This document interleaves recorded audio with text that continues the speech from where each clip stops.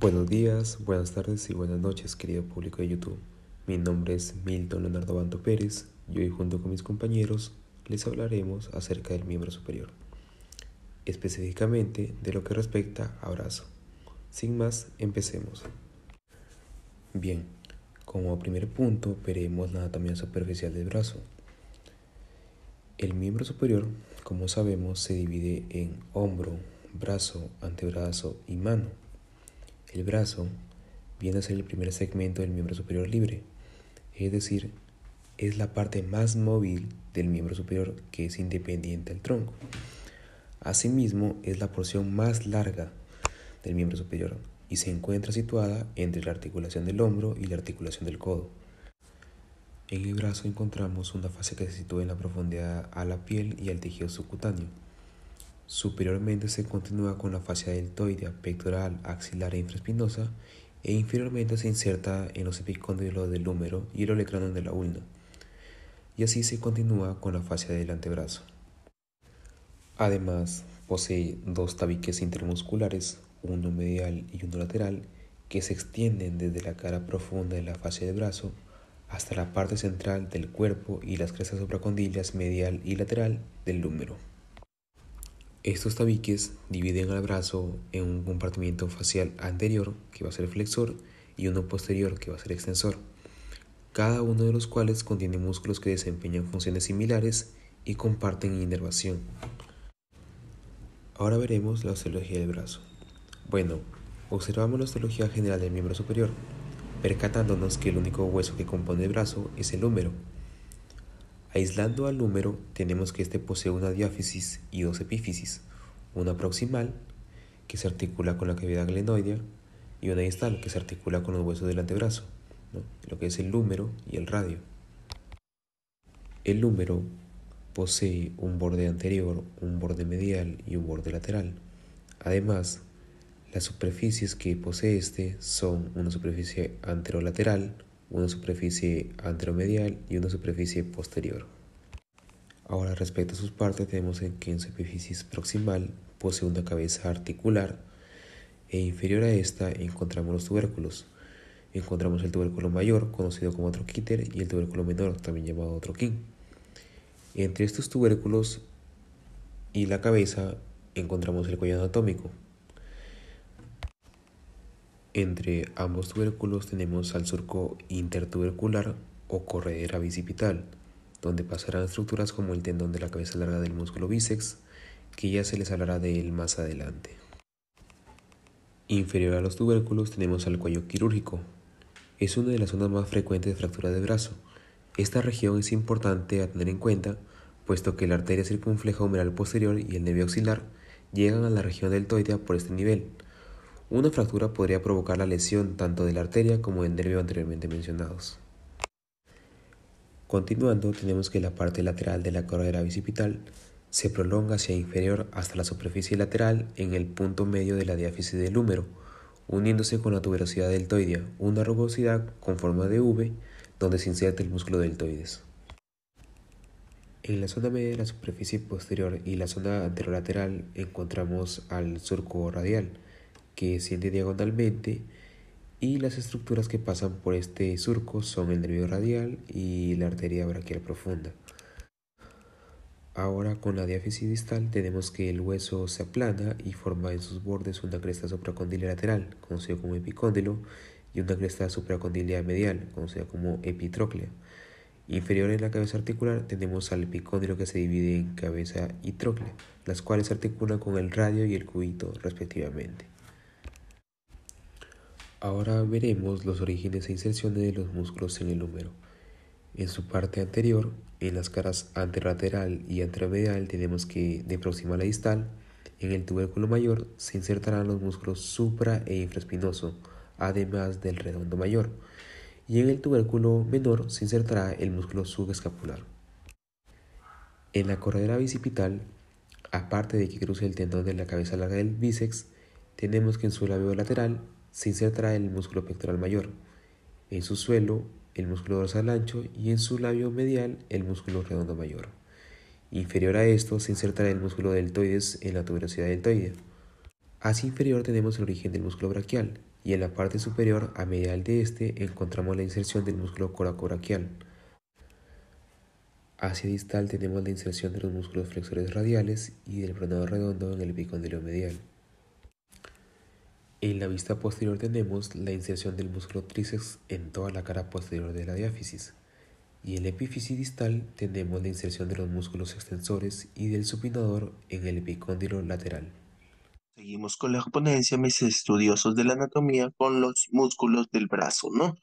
Soy Walter Cobos y les voy a hablar sobre el compartimento anterior y posterior, ¿no? El compartimento anterior lo vamos a encontrar los músculos tanto bíceps braquial, sus dos cabezas, vamos a tener al braquial y al coracobraquial, ¿ok?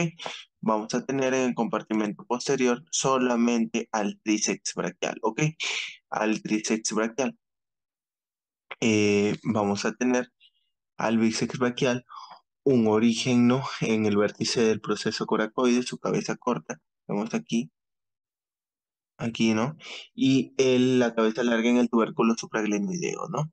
De la escápula. Su inserción va a estar en la tuberosidad del radio, vemos acá, y vamos a tener una inervación por el nervio musculocutáneo y una irrigación de las ramas de la arteria braquial, ¿no? Su función, como vemos ahí, es la flexión, también vamos a tener una supinación, vamos a tener una flexión en la articulación del codo y del hombro, ¿ok?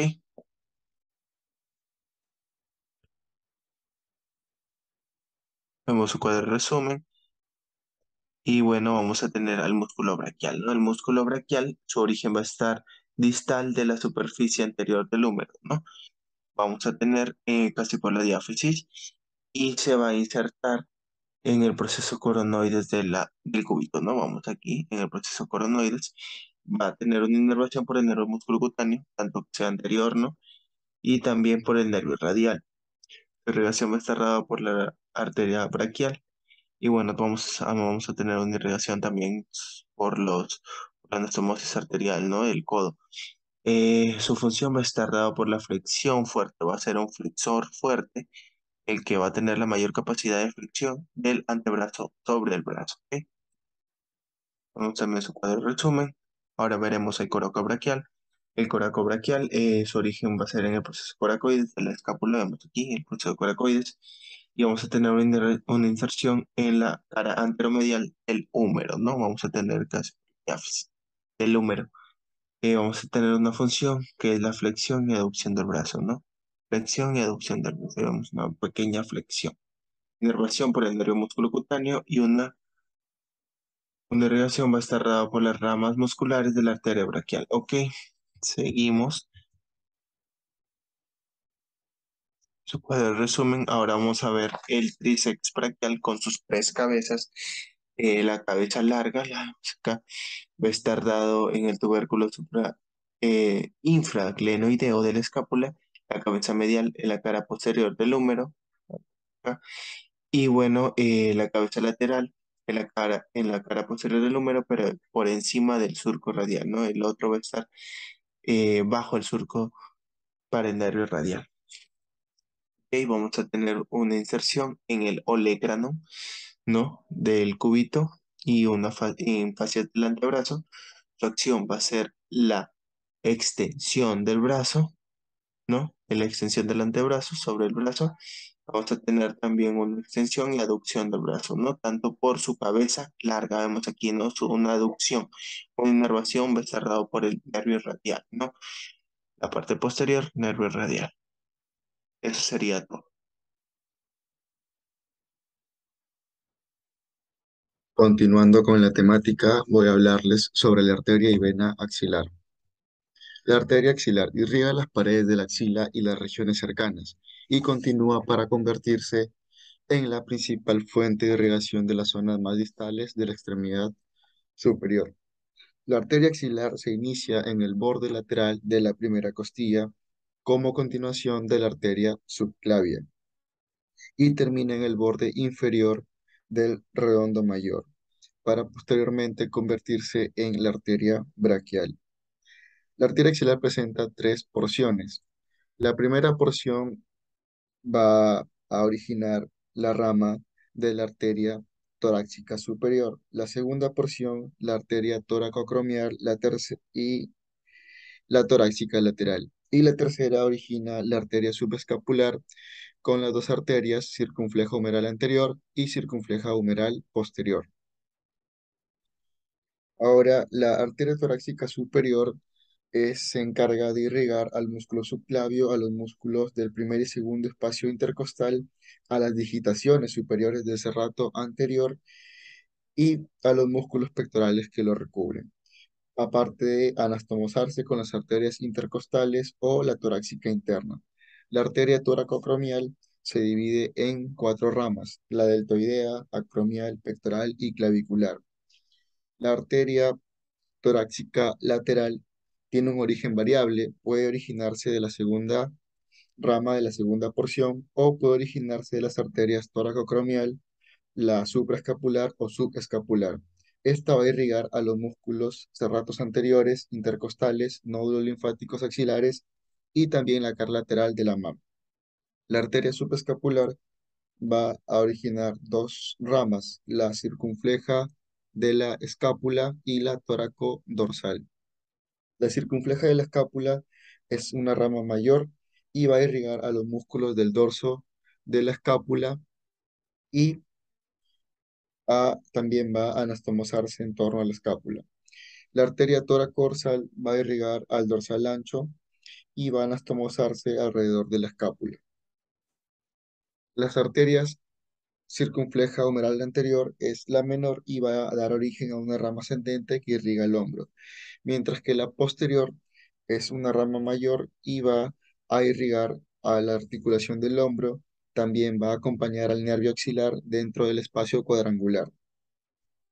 Ahora, la vena axilar. La vena axilar va a comenzar en el borde inferior del músculo redondo mayor y va a hacer la continuación de la vena basílica, una vena superficial que drena la cara posteromedial de la mano y el antebrazo, y que perfora la fascia profunda en la mitad del brazo. Las descripciones de la vena axilar se dividen en tres porciones, así como la arteria axilar. Sus extremos distales en la tercera porción son terminales, mientras que en la primera porción de la vena axilar son iniciales. En la, en las venas son más abundantes que las arterias y tienen una gran variabilidad y presentan frecuentes anastomosis. Las venas correspondientes a la arteria tóraco-acromial no se funcionan para entrar a una tributaria común. Algunas entran de forma independiente en la vena axilar. La vena axilar va a recibir directa o indirectamente a las venas tóraco-epigástricas. Estas venas van a constituir una vía colateral que permite el retorno venoso en presencia de una obstrucción de la vena cava inferior. Gracias. Muy buenos días, buenas tardes y buenas noches, gente de YouTube. En esta oportunidad les voy a seguir hablando, les voy a hablar sobre el plexo braquial.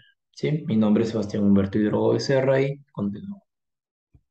Bueno, el plexo braquial es una red de nerviosas que se va a localizar en el cuello y se va a extender en el hueco de la axila, proporcionando así una inervación motora y sensitiva, ¿cierto? En todo el miembro superior, ¿ya?